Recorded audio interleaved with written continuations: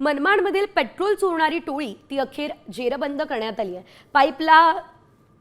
पाईपलाईनला छिद्र करून 48 फुटांपर्यंत पाईपलाईन करून टँकर भरले जात होते। इंधनाची चोरी करून खुल्या बाजारामध्ये तस्करी करणाऱ्या टोळीचा पोलिसांनी पर्दाफाश केला। 8 पैकी 5 जणांच्या मुसक्या पोलिसांनी आवेल्या, 3 फरार आहे। स्थानिकांच्या मदतीने या टोळीने मुंबई ते मनमाड बिजवासन या 243 किलोमीटर लांबीच्या इंधन पाईपलाईनला छिद्र करून दररोज लाखो लिटर पेट्रोलची चोरी केल्याचंही समोर आलंय। 7 पैकी 5 आरोपी आतापर्यंत अटक करण्यात आलेले आहेत।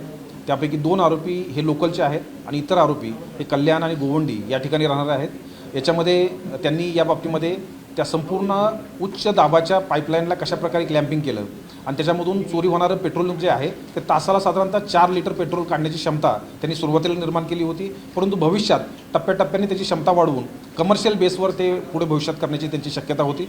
याचे परिणाम हे अत्यंत भयानक असल्यामुळे याचं गांभीर्य लक्षात घेऊन स्थानिक पोलिसांनी या 5 आरोपींना अटक केलेली आहे।